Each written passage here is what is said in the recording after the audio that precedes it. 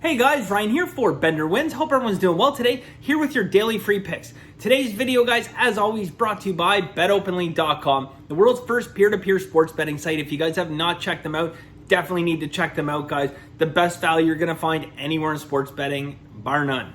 All right, so yesterday, guys, we went 1-1, but we had a winning day because we had a 2-unit play on Milwaukee first half money line. So, pretty interesting, right? So, I mean, if you guys are like me, you kick back to watch the game, and by the end of the first quarter, you're feeling pretty good about life. I mean, maybe you had some visions in your head how you were going to spend that money.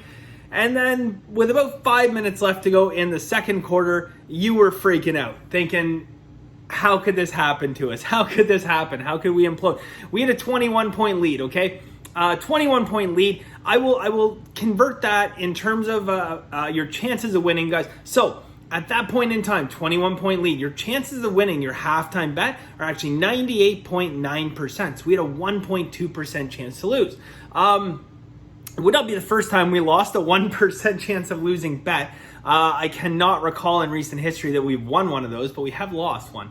But we certainly didn't want to do it here on a 2-unit play. Anyways, long story short, guys, the Clippers ended up holding on. The way the game ended, if I didn't watch much of the second half, I did watch the ending, and again, I don't want to be that guy that comes out here all the time and says, look what the NBA is doing. I don't want to be that guy. Let's just say the score, the difference, because there was line movements. Keep in mind how that line moved throughout that day. There couldn't have been a better score for Vegas. Literally. The exact right result. Now that's going to happen in sports because, look, when you have a spread, it's going to land close to there sometimes. So I'm just saying it worked out really, really well for Vegas yesterday for the full game. Happy we were on money line. Now, yesterday, guys, when I gave out that system, by the way, actually, before I talk about this, we did go 1-1. So we won our 2-unit play. We had a winning day, but we did take a loss on Miami, Colorado. It's a shame, it's a shame. I probably should have gone more in depth with that game in terms of, going through it because, again, I talked so much yesterday about all kinds of different things, business and personal and all kinds of other things related to that I talked a lot about the basketball game. I just kind of skimmed over Miami, Colorado. After I gave out that play, guys, a ton of steam came in, all on the under, everything on the under. Okay, so again, not the only one, liking the under in that game. However, it didn't work out, and so hey, people saying it's like, oh, good call on that game. What, they score like 20 runs or something?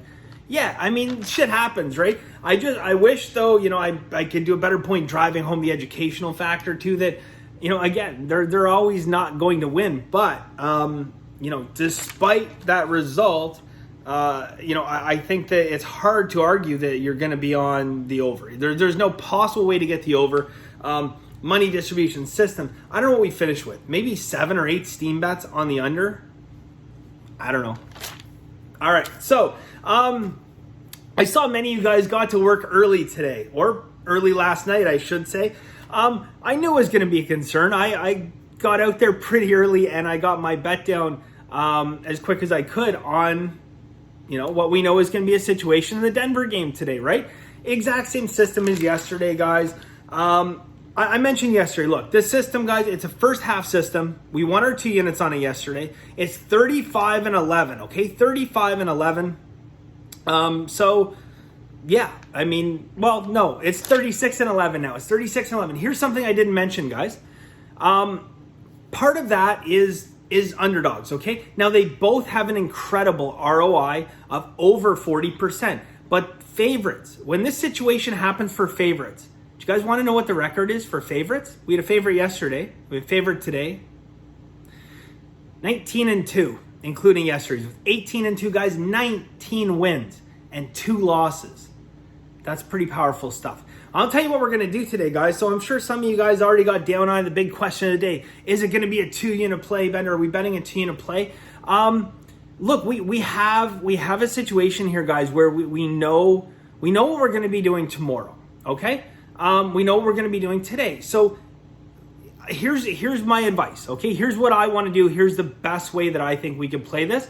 Not only because, we can try to maximize our profits a little bit, but we can also try and minimize our losses, okay? So look, if you bet it early, guys, you got a better price, okay? Right now, Denver first half money line is minus 160, okay? Now you'd be like, how could first half be minus 160 when the game is, because, everyone knows the system now, but no, people slam the first half. Okay, look, it's minus 160 for the first half, okay? It's going to be a 2-unit play. It's 36-11, guys. It's 19-2 for the favorites, but here's how we're going to play it. We're going to bet 1 unit, Denver minus 160, first half money line winner.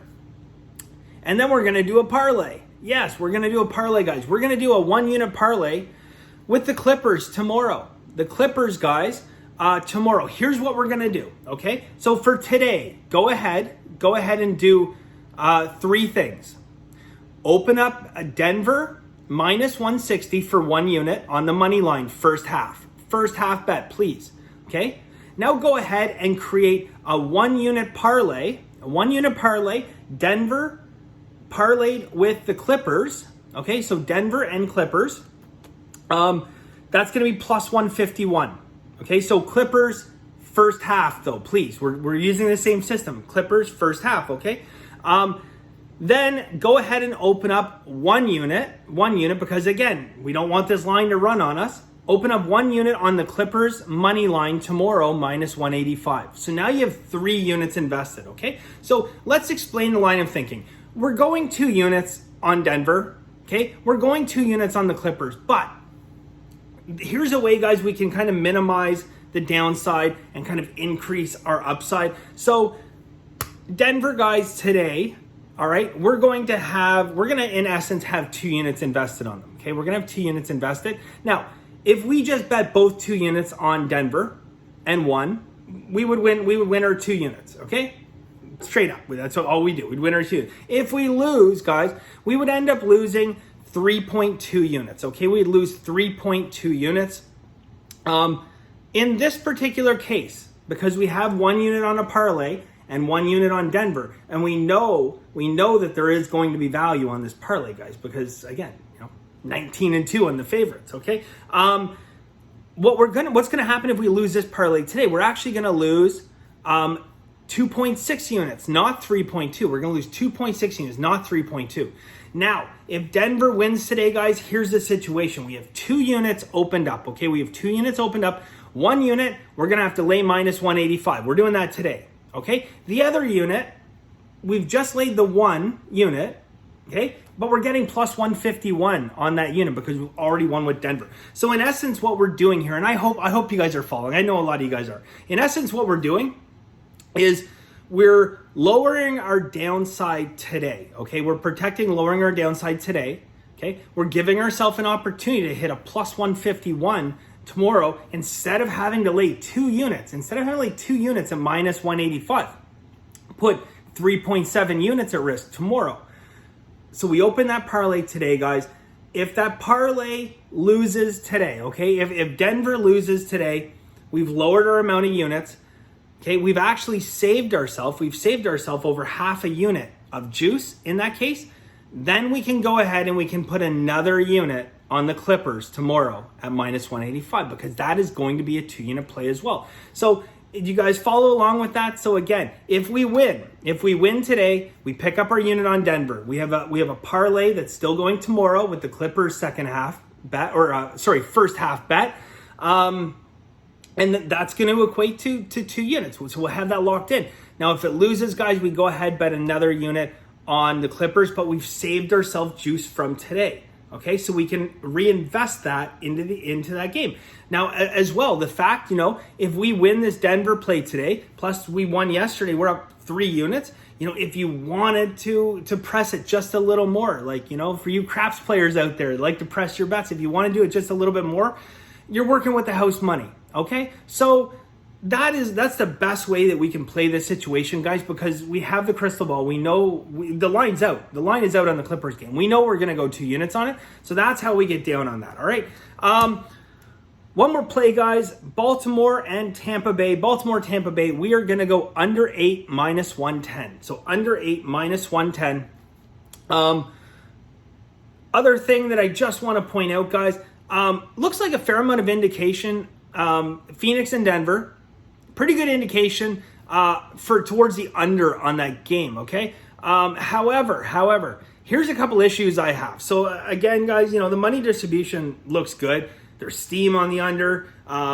It seems like that's good, except here's a couple problems. One, the under money right now, the money is over 50%. We don't really love betting the over 50%. Like, we don't love it in the NBA unless it's like there's a lot of things pointing to it.